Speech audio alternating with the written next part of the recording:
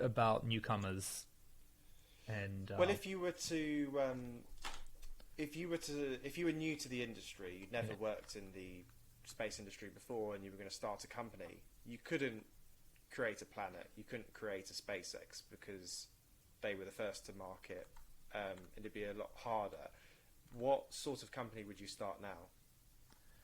Yeah, I mean, you raise a good point, right?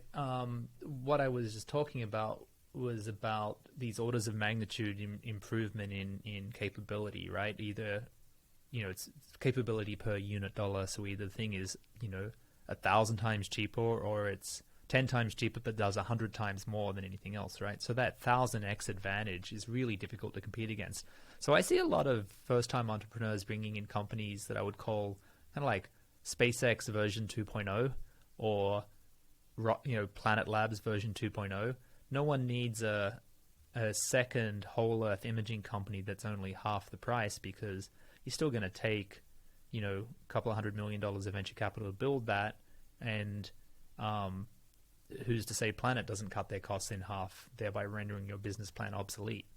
So new businesses, to me, should have a factor of 100 at least advantage over the competition, which is really hard. So if someone found a way to build planet-type satellites for $100, same quality, same lifetime, same image quality, but they were, tiny, very cheap, that company would be a really serious threat to planet.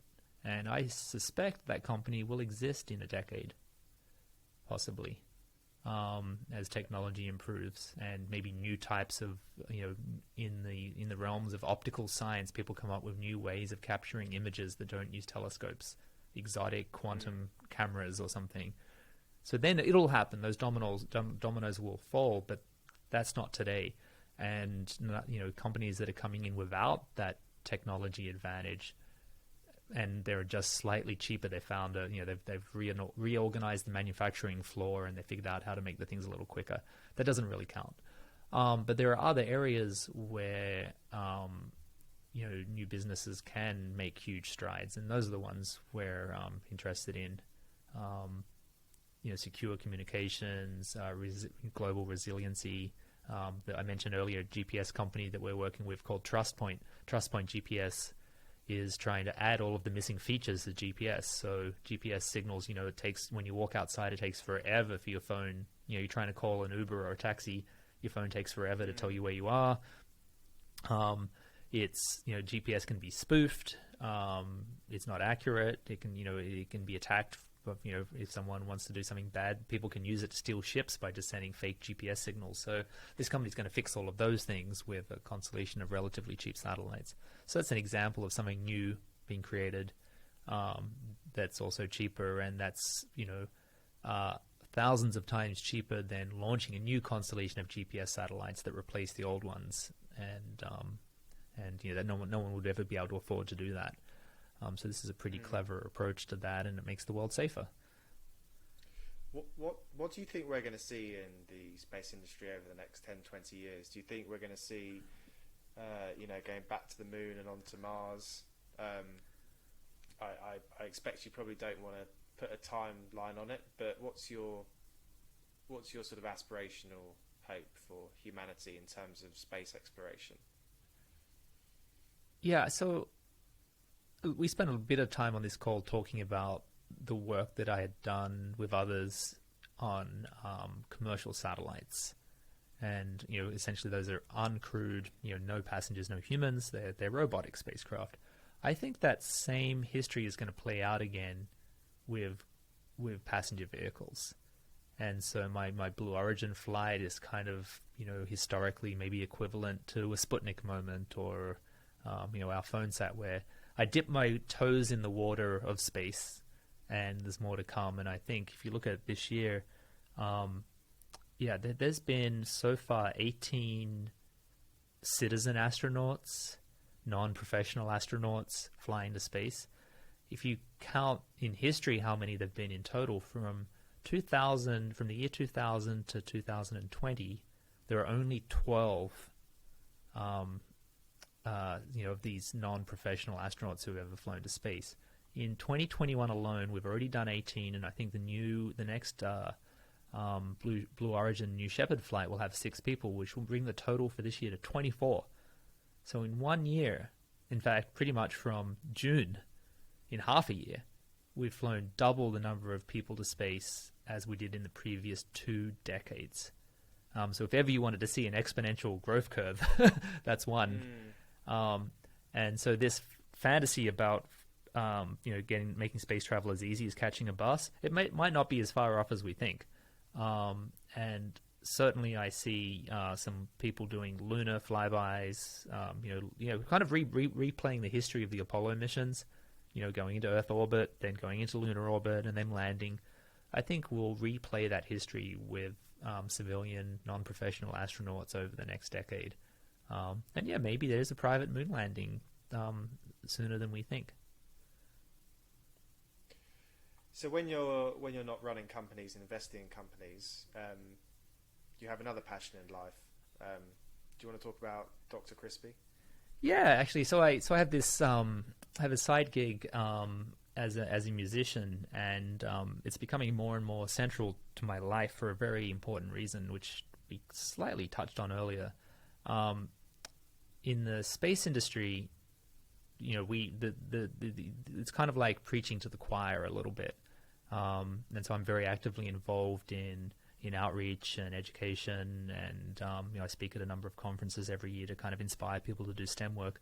But I've always suspected that those people were the ones that already wanted to do it, and I have been successful in helping guide some people, in their careers, but I think they were already probably going to succeed anyway. But I was on a train once with a friend of mine trying to say, like, how do we get more people involved in the industry? How do we get new ideas, fresh blood, not just keep doing the same things all of the time? And we realized, well, we just need to cast the net wider and get people from non-traditional industries involved.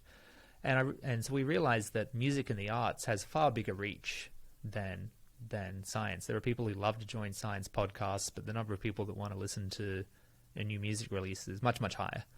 And so we thought that if we did a project where we combined science and music together, we could probably have greater reach and maybe just start a conversation. I remember when I was in uni, Lance Bass from NSYNC was booked to fly on a Russian Soyuz rocket to the space station. I forget the details. Yeah, it was in the early 2000s, and I don't know if he was just bragging about it or whether he'd actually paid the deposit and was going through training. I never could quite figure out how far down that road he went. But the idea that this kind of like celebrity, regular-ish dude, non-astronaut person could fly to space, that hope sustained me in my career for a very long time, and it inspired me. And I kind of want to just do the same thing for other people and have them go, start a conversation. Wow, I've been listening to this musician. I saw him play at one of Ben's clubs one night, and it was just a cool music thing, and I really started listening to his music. And then I found out he's actually been to space. Isn't that crazy? And it's that little spark of conversation that I just want, if I can get 1 million people listening to my music and 10 of them have that spark, and they go, I want to get involved in the space industry, I think that's a win. And already got one, actually. There's a young guy in the UK named Alex who is a musician, and that's his vocation, is primarily a musician, but he decided he wanted to get into aerospace, and from a cold start he had no idea how to do that. And so he Googled, he actually sent me a message on Instagram and confessed, well, I Googled space and music, and you were the only person who came up. So he sent me a note asking for advice, and then so we had a couple of calls, and I gave him some information and some things to read and ways for him to get involved. And fast forward 3 years, he is now a third-year student in aerospace engineering, still a musician, but now he's both. And he'll graduate next year and start a career as a aerospace engineer. So that's one success, and that's enough actually. But I'm hoping with my music that I can reach more and maybe make that number 2 or 10 or 100. That's a great strategy. I love that idea. I think it'd be really interesting to see like a rapper go on like a Blue Origin flight, someone like will.i.am or Kanye West, or to see if they would incorporate rapping about going to space. Like that would make it cool rather than the kind of, I don't know, I'm not that into rap, so I don't know what they rap about, but you kind of think of stereotypical kind of gangster life and money and cars and all that kind of thing. But I think if you get rappers rapping about space, I think that would definitely inspire a load of people that would otherwise not give two hoots as to what's going on up there. In your professional life, what would be your biggest lesson? So imagine you're speaking to a room of people like me that are sort of aspirationally looking to start companies in the space industry.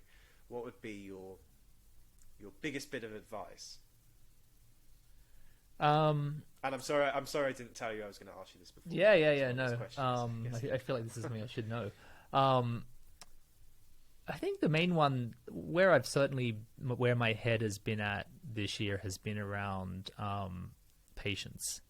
And even my own personal space flight, it took me 27 years from my first attempt.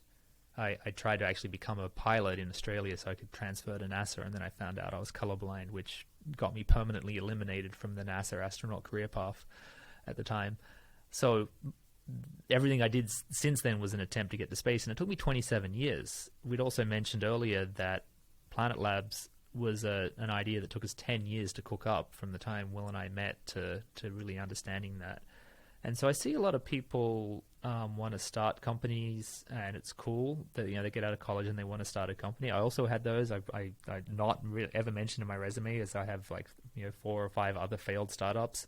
Some of them never got further than a business plan. Some of them we built a website, or we built some of the stuff and then it disappeared, right? So it's okay to have those early failures, and it's okay if your first idea doesn't work out. And it might take a long time. Some people get lucky. Okay, I'm not one of those. I didn't, my first business wasn't a hit. But, what's that saying? Every overnight success is 10 years in the making. So it's patience is important. And particularly in the space industry, where it's a very complex industry and everything's interconnected, and ultimately without a magic technology, costs are just so high, a lot of the stuff seems impossible. Just being patient and waiting till you have all of the information in your head, and that you really see a true opportunity where you've got it out of the chicken and egg cycle of it's too expensive or it doesn't work, and you figured it all out and all the ducks line up. That takes time. I think that's great advice, and it's certainly easier now to think about starting a company in space.